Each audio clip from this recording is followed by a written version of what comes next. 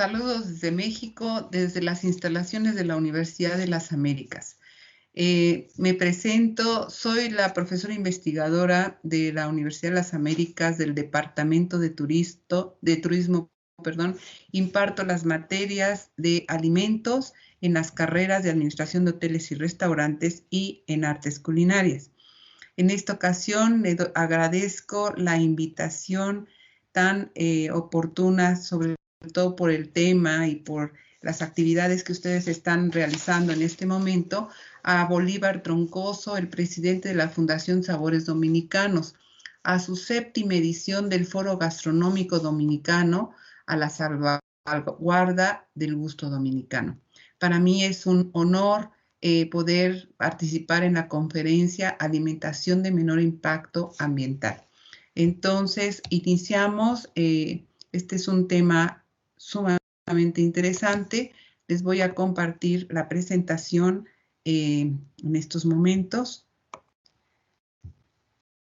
Bueno, entonces vamos a comenzar con nuestra presentación. Es un tema de suma importancia, dado que los efectos de la producción y consumo de los alimentos están interfiriendo de una manera muy importante en el medio ambiente y en el clima. La ONU en París en el 2016 enfatizó que la producción mundial de los alimentos rompe el equilibrio climático, generando resiliencia al ecosistema. Esto constituye la mayor degradación y transgresión al medio ambiente y a los límites del planeta. Por ello, es necesaria la transformación radical del sistema alimentario mundial. En los acuerdos que tomaron en esa ocasión, mencionaron que la agricultura tiene que realizar la producción de alimentos sostenibles, realizar un cambio en el uso de la tierra y una evaluación sobre la reducción de la cantidad máxima de gases de dióxido de carbono, metano y óxido nitroso que se están produciendo. Esto tiene que hacerse antes del 2050. En Finlandia, en el Instituto de Recursos Naturales, han estado desarrollando nuevas soluciones para mejorar las técnicas de producción y maximizar el uso de subproductos, minimizando el desperdicio, reduciendo la carga de nutrientes para la producción, para también ayudar al impacto ambiental y climático en la producción de los alimentos. Se tiene conocimiento a lo largo de muchos años, pero últimamente con más insistencia, que la emisión más importante de gases que son la causa del efecto invernadero lo produce la agricultura y la ganadería. Lo anterior está directamente relacionado con las decisiones que tenemos para alimentarnos.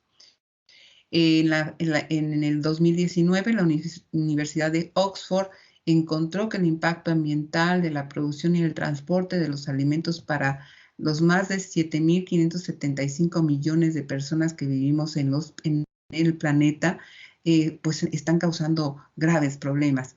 Además, la producción de la carne roja y algunos derivados de productos animales, así como el salmón en la acuicultura, tienen una huella de carbono muy grande en comparación con la producción de los vegetales. Aquí hay una tabla muy interesante porque se ve cómo el consumo de alimentos, las diferentes dietas que existen, provocan una producción de CO2 por persona. Entonces, una dieta alta en carnes producir más CO2 que una dieta basada en puros vegetales. La producción de los alimentos ocupa el 43% de la tierra del planeta, esto sin contar desiertos y regiones heladas, en donde el 26% de las emisiones de gases de efecto invernadero provienen de esa producción. También hay un 32% de la acidificación y hay algo tremendo, el 78% de la eutrofización, que es la contaminación del agua dulce con materia orgánica, que poco a poco va pudriendo, dijéramos, el agua, va bajando la concentración de oxígeno, van muriendo las especies acuícolas que pueda haber en ese lugar, y lo único que está ocurriendo es que se van volviendo inservibles. Todo esto por los desechos que llegan a esas pues lagunas, ríos, provocados por la parte de la producción de los alimentos. Los principales productos de origen animal, entre ellos la carne, peces, algunos productos como los huevos y derivados lácteos, necesitan un 83% de la tierra que se dedica a la producción de alimentos y son responsables de casi un 60% de los tres gases que mencionamos que se emiten y que contaminan tanto el ambiente. Y también, desgraciadamente, todo esto se requiere para la producción de alimentos de origen animal y se obtiene solamente un 37% de la proteína de toda esa producción. En el 2016 hubo un estudio muy fuerte que señalaba a Alemania como uno de los productores más fuertes de carnes y lácteos y que estaba contaminando a toda Europa. Es decir, la producción de estos alimentos estaba contaminando toda Europa. En ese mismo tiempo se hizo un comparativo entre las empresas de carnes y lácteos contra las empresas que producen petróleo y se encontró que las que producen carnes y lácteos pues son de las que más contaminan comparadas con las de los hidrocarburos. También tenemos otra línea de producción de alimentos que es muy intensiva, que son los alimentos transgénicos, que poco a poco han ido tomando pues cada vez más tierra, más producción de animales, de frutos. Entonces, esto está causando algunos problemas. Los alimentos genéticamente modificados, que es la GM, normalmente están trabajando con el ADN. Entonces modifican genes entre plantas y bacterias y otros microorganismos. Y también hay otra relación animal-planta que modifican sus genes y a eso se le llama OGM. Es organismos genéticamente modificados y el otro es alimentos genéticamente modificados. La ingeniería genética lo que está trabajando es acelerando el proceso de creación de nuevos alimentos buscando rasgos deseados. ¿Qué es lo que va a suceder? Bueno, hace ya muchos años estamos consumiendo toda la humanidad productos transgénicos, muchas veces sin estar enterados. Entre ellos, por ejemplo, el maíz. El maíz ya tiene mucho tiempo que es transgénico. Hay frutas, hay diferentes vegetales, jitomates. Lo último son que los japoneses, por ejemplo, cambiaron un gen de la sandía y ya están obteniendo sandías cúbicas que son más fáciles de almacenar, de transportar. Entonces van buscando estos cambios para beneficio pues tanto de la producción como del manejo. Los posibles beneficios que se manejan con los productos transgénicos son que son más vistosos, nutritivos, apetitosos. Hay manzanas preciosas, rojas, que se ven muy bien. A veces sí están muy jugosas, a veces no tienen sabor. Entonces, eso es lo que maneja los cambios genéticos. Pero también ayudan a las plantas, a las sequías, a las enfermedades, buscando siempre que requieran menores recursos ambientales como agua y fertilizantes. También mencionan que usan menos pesticidas, aumentan el suministro de los alimentos con un costo más reducido y también hay más crecimiento de plantas y animales a alta velocidad. Los alimentos normalmente se van a buscar con características deseables. Por ejemplo, han hecho algunas modificaciones a las papas para que cuando sean fritas no produzcan sustancias cancerígenas. Todo esto son pruebas todavía. Y alimentos medicinales que se podrían ocupar como vacunas u otros medicamentos. Estamos hablando de la vacuna del COVID en este caso. ¿Cuáles podrían ser los efectos negativos? Pues la creación de alimentos que pueden causar reacciones alérgicas o tóxicas. Estos temas se manejan con mucha precaución, no se mencionan mucho, pero pues como ya tenemos muchos años de estarlos consumiendo en muchas regiones, empiezan a haber algunos detalles como las alergias. Hay mucha gente alérgica, hay niños que desde bebés nacen ya con alergias y pues todavía no se define si es por causa de estos alimentos. Cambios genéticos inesperados y dañinos, transferencia inadvertida de genes de una planta o animal genéticamente modificado a otras plantas y animales. Esto ocurre, por ejemplo, en México con el maíz. El maíz, se siembra maíz transgénico y los maíces criollos, que son muy característicos de algunas regiones, se empiezan a contaminar. Empiezan a contaminarse por el aire, y entonces se empiezan a volver también con cambios genéticos, y uno de ellos es que ya no se pueden producir por sí solos. Pérdida de alimentos endógenos, pérdida de biodiversidad por los monocultivos tan enormes, los herbicidas y pesticidas, abonos utilizados están manejados por empresas que van creando una gran dependencia tanto de las semillas como de estos químicos, pero además estos abonos o pesticidas o herbicidas lo que causan es arrasan con especies que son endémicas de las zonas. Algo muy grave es que el etiquetado de estos alimentos transgénicos no lo exigen en varios países, y aquí lo más grave, si se puede observar, en América, gran parte de América no hay leyes para este etiquetado. Lo más triste es que pues estamos casi toda América, tenemos algunos países como Brasil, como Colombia, como Perú, que ya están exigiendo que las etiquetas mencionen el contenido de estos alimentos. Europa, por supuesto, que lo exige, Rusia, toda la zona oriental, China, Japón y Australia, pues sí lo exigen, pero nosotros no. Entonces, ese es un punto interesante e importante.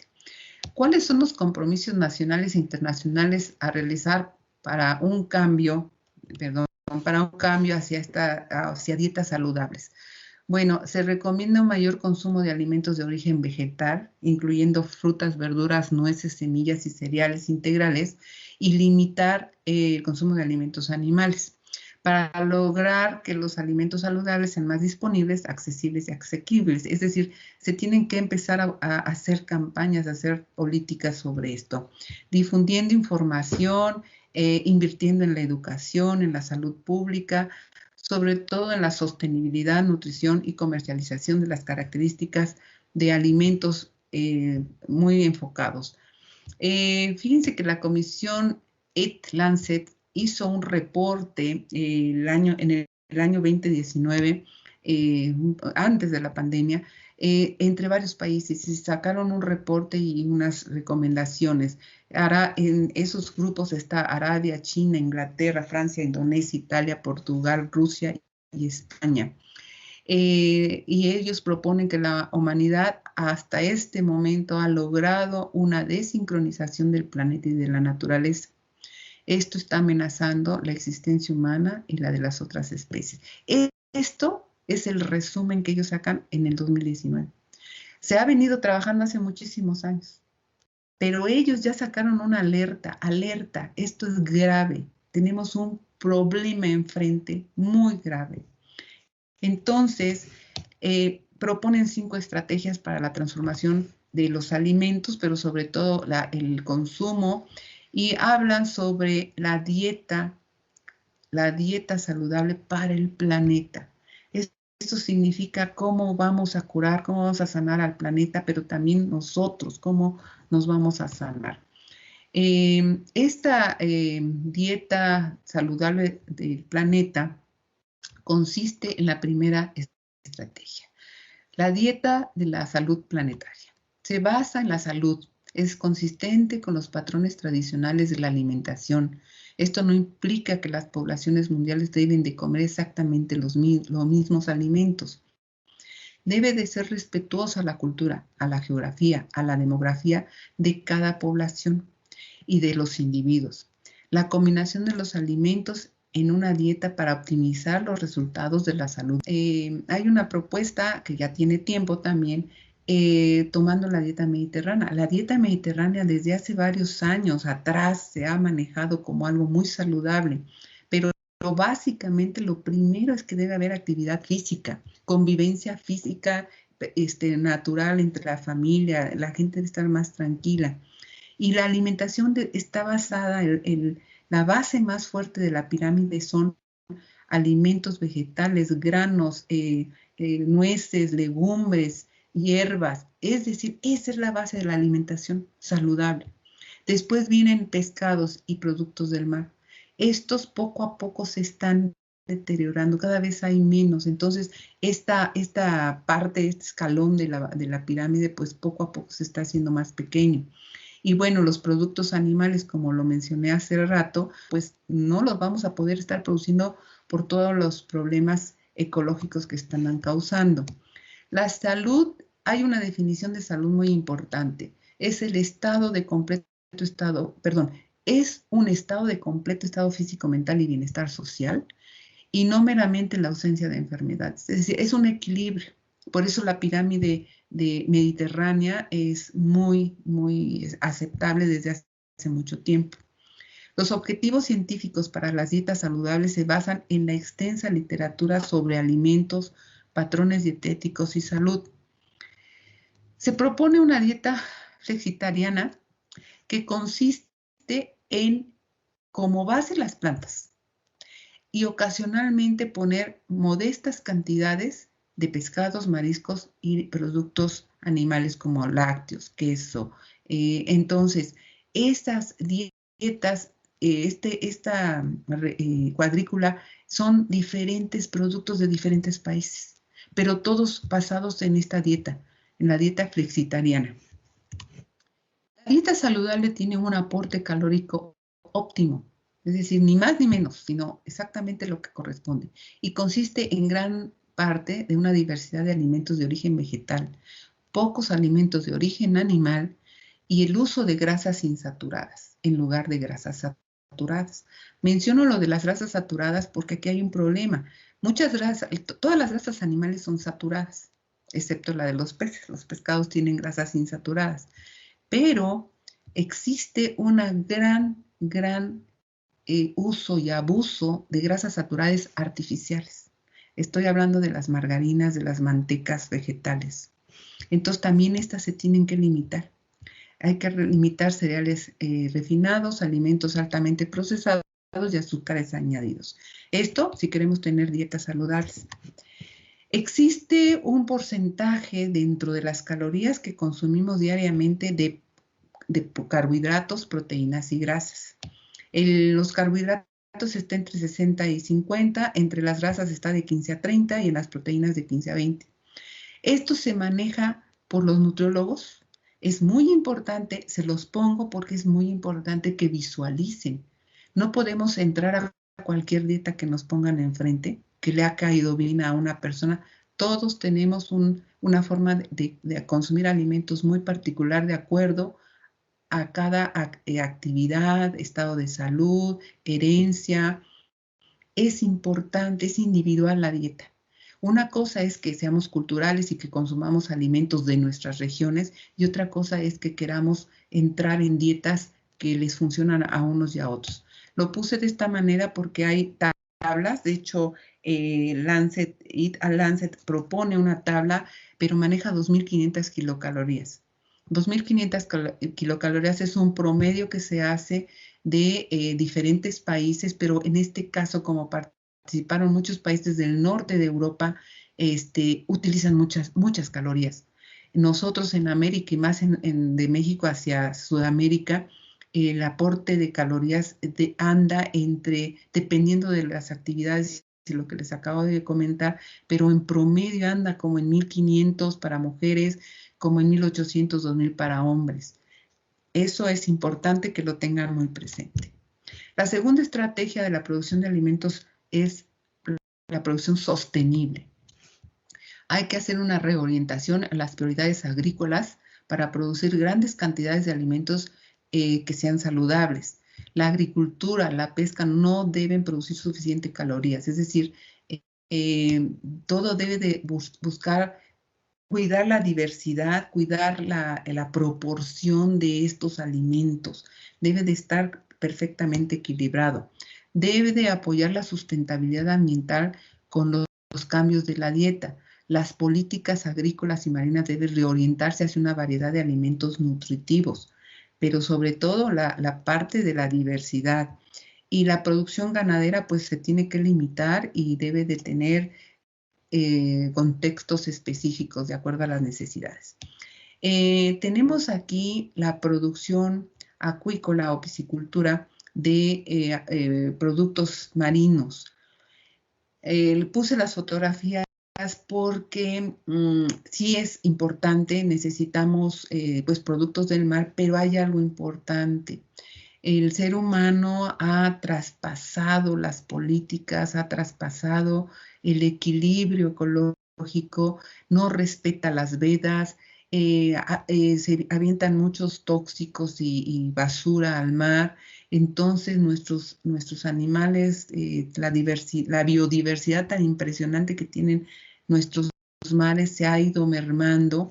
Y lo malo es que este tipo de cosecha de productos del mar, muchas veces no cuidan la parte ecológica, sino que es producción, producción, sobreproducción. Así como lo hacen con las vacas, con las aves y con los cerdos, es lo mismo en el mar.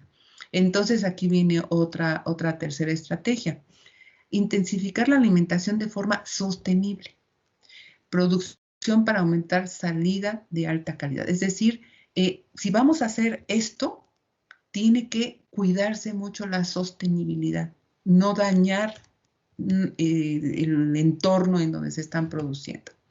El sistema alimentario mundial actual requiere un cambio de la intensificación sostenible e impulsada por la sostenibilidad y la innovación del sistema, realizando cambios en la gestión de cultivos, piensos y ayudando a recuperar la biodiversidad dentro de los sistemas agrícolas. Por ejemplo, aquí no hay biodiversidad, aquí es monocultivos, agregan estos herbicidas que se utilizan por las empresas que venden productos transgénicos y van destruyendo, van eliminando la flora, la fauna, los vegetales que crecían en estas tierras. Entonces ya nada más se quedan monocultivos y se va desgastando la tierra porque las demás plantas pues enriquecían la tierra. Cuarta estrategia, coordinar la gobernanza de la tierra y el océano, pero una fuerte coordinada gobernanza. Se necesita implementar políticas. 0 nuevas tierras para la cuestión agrícola y en ecosistemas naturales y en bosques ricos en especies. Se tienen que buscar políticas de gestión para la restauración y reforestación de tierras degradadas. Se tienen que adoptar estrategias de media tierra para la conservación de la biodiversidad, es decir, conservar al menos el 80% de la riqueza de especies antes de la industria, protegiendo el 50% restante de la tierra como ecosistemas intactos. Mejorar la gestión de los océanos del mundo para garantizar que la pesca no afecte negativamente los ecosistemas. Actualmente, les repito, no ha habido normatividad y ha habido muchos problemas. Las poblaciones de peces se deben de utilizar de manera responsable y la producción acuícola mundial se debe expandir de manera sostenible. Estas son fotografías de especies que están en peligro de extinción. Hay muchísimo más, no solo de animales. Hay especies vegetales, hay especies de aves. Estamos acabando con el planeta. Y esta fotografía pues es muy alusiva a esta situación. Esto es la sobreexplotación del salmón. Hay un documental que se los recomiendo mucho, es sobre la explotación del salmón, así se llama, en Chile. Y fíjense que es impactante ver ese video porque se ve cómo se rompe el equilibrio ecológico de esa área. Ustedes saben que el salmón en la gastronomía es muy, muy cotizado a nivel mundial. Entonces la producción del salmón ha sido tremendamente fuerte. Sin embargo, pues nunca se pusieron a pensar que el hacer este tipo de producción iba a causar tantos problemas a la ecología. La quinta estrategia es reducir a la mitad las pérdidas de alimentos y residuos. Aquí es uno de los objetivos que tiene la ONU en sus metas sostenibles. Esto sí nos compete, todo nos compete, pero esto nos compete muchísimo a nuestra área de gastronomía, a nuestra área de restaurantes. Hay que reducir sustancialmente las pérdidas de alimentos en el lado de la producción. No sé si sepan que muchas veces hay zonas donde se produce, voy a poner ejemplos, jitomate. Hay lugares en México donde hay producción de jitomate fuertísima. Resulta que cuando es la cosecha del jitomate, ustedes ven los campos rojos, porque si el jitomate se madura ya no se puede transportar. Entonces se deja en la tierra, ya ni siquiera se levanta. Solamente van levantando los jitomates que están verdes para que le dé tiempo al jitomate de trasladarse a otro lugar. Una empresa se puso en esa zona y hace puré de tomate, aprovechando este desperdicio. Pero es insuficiente, la producción del jitomate es tan alta que es insuficiente esa empresa.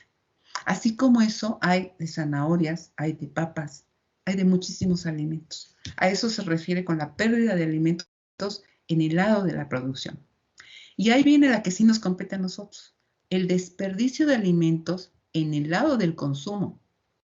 Aquí, esta parte, ahorita no sé si estén enterados, pero está viendo ahorita muchísimo trabajo de investigación sobre cuánto se pierde de alimentos, qué porcentaje, es muy alto. En Inglaterra se hizo un estudio hace como 3 años y el resultado fue alarmante. Más del 60% de los alimentos de casa que se tienen en el refrigerador se echan a la basura porque se echan a perder. En las cocinas, en los restaurantes, hay muchas técnicas, no me quiero meter en ellas porque es otro tema que puede ser otra conferencia, pero hay desperdicio, hay un desperdicio muy importante y sobre todo cuando no se aplican las técnicas, las soluciones tecnológicas que aquí serían las temperaturas, la forma de guardar el alimento, la forma de manipularlo, la contaminación que nosotros podemos generar, ya sea contaminación cruzada, ya sea que yo en mis manos o no lavé bien, eso va a ayudar a que haya una pérdida importante.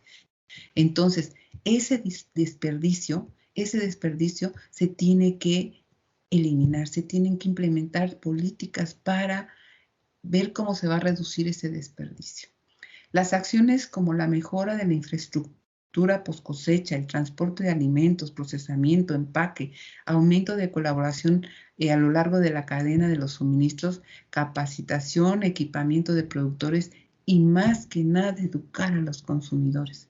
Esto que les estoy diciendo es algo muy fuerte, es algo muy complicado, pero lo tenemos ya que hacer, no es, esto se está promoviendo. Yo recuerdo que cuando era estudiante hace 40 años, ya se hablaba de la contaminación ambiental, ya empezaba a ver esto de la ecología. Yo veo que sigue todo el problema y que cada vez sigue más fuerte y es alarmante. ¿Qué alimentos se desperdician más? Hay muchas tablas, hay muchas gráficas sobre esto, pero esta me gustó. Esta está muy, muy importante. Fíjense que tenemos alrededor de 20% de pérdida de lácteos. Entonces, se los comento porque recuerden que estos son productos animales. Entonces, tanto la leche como el huevo hay un desperdicio importante. Del pescado tenemos un 35% de pérdida. De carnes tenemos 20% de pérdida. Tanto que cuesta producir la carne y vean la pérdida tan importante. Cereales, de cereales tenemos un 30% de pérdida, 45% de tubérculos y raíces, 45% de frutas y hortalizas, 22% de legumbres y oleaginosas. Esto no puede ser. Esto es un tache gigante. Esto lo tenemos que mejorar. Y esto tiene que ver con el impacto ambiental. ¿Cuáles son las propuestas? Tenemos propuestas como adopción mundial de dietas saludables, a partir de sistemas alimentarios sostenibles que salvaguardarían nuestro planeta y mejorarían la salud de miles de personas, de miles de millones de personas. Redirigir los fondos públicos dirigidos hacia fincas campesinas agroecológicas y a pequeña escala. Respaldar a los pequeños productores, ayudándolos a impulsar empleos, mercados y productos locales. Usar energías alternas, energías renovables. Vincular a los productores con hospitales, restaurantes, escuelas, comunidades, para que todos tengamos alimentos más frescos, conservando sus propiedades y fortaleciendo a las comunidades rurales, reduciendo las emisiones de gases que causan el efecto. Tenemos que redirigir, reinvertir, regular, regenerar y reducir. Eso es muy importante. Es como el resumen de todo lo que les he comentado. Existen muchos alimentos en el mundo con grandes propiedades nutritivas y nutracéuticas. Ahorita está de forma expansiva conocer las propiedades de los alimentos que son de bajo costo y que muchos de ellos están en peligro de extinción.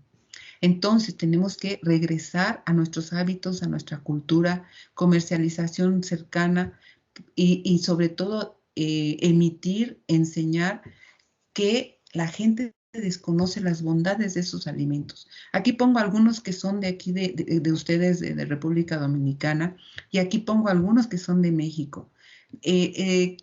Todos los países, todos, absolutamente todos, están teniendo pérdidas de su biodiversidad. Y esa biodiversidad es muy importante, muy valiosa para cada comunidad. En México se ha trabajado por rescatar la milpa. La milpa es un modelo saludable de alimentación. Normalmente esta milpa era la alimentación prehispánica, enriquecida por los españoles, pero actualmente hay muchos problemas por cuestiones culturales, por nuevas tendencias que se ha ido perdiendo. Ahorita la nutrición, sobre todo en un hospital muy importante en México, está rescatando la milpa para curar enfermedades crónicas degenerativas que están haciendo estragos en nuestro país y en el mundo. Entonces, la aportación de esta milpa, ustedes pueden ver, vean estos alimentos, todos estos alimentos, tenemos estudios químicos que nos enseñan que son buenísimos para bajar la diabetes, para ayudar a las enfermedades crónicas como alta presión, para ayudar a la obesidad. Una dieta de este tipo, aquí pues están varios productos. Puse el huitlacoche, famosísimo en México. Las quesadillas de huitlacoche son gourmet, es decir, han tenido un impacto enorme en la gastronomía moderna. Sin embargo, son productos de nuestros ancestros. Así como, les digo, muchos países tienen esto. Otros productos, por ejemplo, el amaranto ahorita estamos trabajando en Latinoamérica, estamos haciendo una red muy fuerte para el uso del amaranto. Perú, Ecuador, Chile ya lo están retomando, los incas ya lo estaban usando, lo estamos retomando nuevamente. En México igual se está retomando. Y hay otro alimento que es la chía, es una semilla también de América, endémica de México, pero hay en Argentina, y las propiedades que tienen son increíbles. Tienen una cantidad de proteínas de excelente calidad, y si las mezclas, bueno, son superalimentos. Vámonos a la generación de basura, que era un punto que habíamos visto anteriormente. Es necesario analizar y focalizar todas las etapas y los motivos para abordar adecuadamente la necesaria reducción de residuos alimentarios. Basta No tirar comida, en lugar de ello, administrarla y disfrutarla. Aquí me detengo un momento porque la administración a nosotros nos compete. Nosotros que elaboramos alimentos, nosotros que hacemos combinaciones, que buscamos la manera de que nos a la vista, al paladar sea agradable, tenemos que administrarlo. Conocer qué voy a producir, cuánto voy a producir, esta época, qué productos hay, cuántos puedo obtener. Les voy a platicar brevemente que tuve la fortuna de conocer el restaurante más famoso del mundo hace años atrás, el Bulli, manejado por el chef Ferrer Adrià. Este lugar, yo cuando tuve la fortuna de poder acompañar a un grupo que iba de visita, fíjense que yo iba con el objetivo de ver cómo era la inocuidad en ese lugar. Chicos, me admiré de ver no solo la inocuidad, no solo la limpieza, la perfección de los manteles, ni una arruga, todo en su lugar, todo perfecto. La forma de administrar. La forma de administrar los alimentos. Ellos tenían 40 comensales todos los días. Estos 40 comensales tenían, por cada comensal sabían qué alergias tenían, qué les gustaba comer, si ya habían ido en alguna otra ocasión, qué les habían dado para no repetirles el menú. Imagínense qué forma de administrar. Y la producción, hacían exactamente lo que requerían de cada uno de los platillos y dos más. Dos más. ¿Por qué dos más? Por si hubiese un accidente. Todos los días recibían materia prima, pero la tenían tan bien administrada que sabían lo que iban a obtener. Había muy poco desperdicio, los comensales no dejaban nada, era rarísimo que alguien dejara algo, no dejaba nada y lo que se obtenía a la hora de la preparación iba a la composta. Mejor administración que esa, yo hasta ahorita no he conocido. De verdad, tenía el primer lugar porque se lo merecía. Entonces, tenemos que pensar con ese objetivo. Tenemos que ser excelentes administradores de nuestros alimentos. Hacer un menú que tenga las características de la dieta que acabamos de mencionar, dieta saludable para los humanos y para el planeta, y más que nada disfrutarla, que no haya desperdicio. La comunicación debe ser circular, es decir, que no se desperdicie nada. Todo se recircula, se va a ocupar. Nos debemos alejar de la economía lineal que simplemente extrae, utiliza y desecha. Este es nuestro tipo de economía que estamos actualmente todavía ocupando. Hay que establecer que impulsen el uso más eficiente de los recursos y minimizar residuos. Estas fotos son pocas, hay muchísimo más. Ustedes se pueden meter al internet y bueno, es impresionante la cantidad de desperdicio de frutas, verduras, cereales, de carne, de aves. Las aves las tratan de aprovechar la industria al máximo. Las plumas, los cartílagos, los huesos, los muelen y hacen otros productos. Pero esto ustedes saben que, yo estoy segura que todos ustedes han visto cómo se desperdician alimentos en las cocinas, alimentos en los restaurantes. Esto no lo debemos hacer. Todos debemos tener composteros, todos. ¿Para qué? Para que ese compostero se produzca tierra de calidad y esta me va a servir para tener mi huerto, para tener mis hojas aromáticas. Todos debemos de estar dirigidos hacia eso. Cuando empezamos a trabajar ya esto, que el desperdicio se reutilice para el composteo, en ese momento vamos a darnos cuenta de lo valioso que es producir alimentos, del respeto que le debemos de tener a la producción de los alimentos y no desperdiciar nada. Esta pequeña infograma es para aplicarlo en los restaurantes. Reducir la huella alimentaria, ¿cómo? No desperdicies. Lo que pides te lo comes, pedir platos balanceados, acostumbrar a la gente, esto es educar a la gente a platos balanceados, a los chefs, a los que preparan alimentos, enseñarse a hacer platos balanceados y de buenas porciones. También tenemos que educar a muchas culturas con las porciones. Hay culturas que necesitan muchísima porción. No es muy adecuado, hay que empezar a reducir para que también la gente no padezca de enfermedades. Y por último, todo esto va a sumar a que tengas mejor salud, a que el planeta tenga mejor salud y también vamos a tener ahorro en nuestro bolsillo. Entonces, la pregunta que yo les hago, ¿qué comida es la más respetuosa con el ambiente? Les dejo que se queden con esta duda, con esta espinita. ¿Qué vamos a hacer cada uno de nosotros al respecto? Porque todos comemos. Y nosotros en esta industria vivimos de preparar alimentos. Entonces todavía tenemos más responsabilidad. ¿Cómo voy a manejar los alimentos? ¿Cómo lo voy a hacer? Entonces, esa es mi aportación. De verdad, este tema es muy, muy amplio. Yo trabajo con muchos alumnos el hacer huertos para restaurantes, el hacer composta, el conocer abonos orgánicos, el manejo en este caso, de pesticidas orgánicos para tratar de contaminar lo menos que podamos el ambiente y nosotros mismos.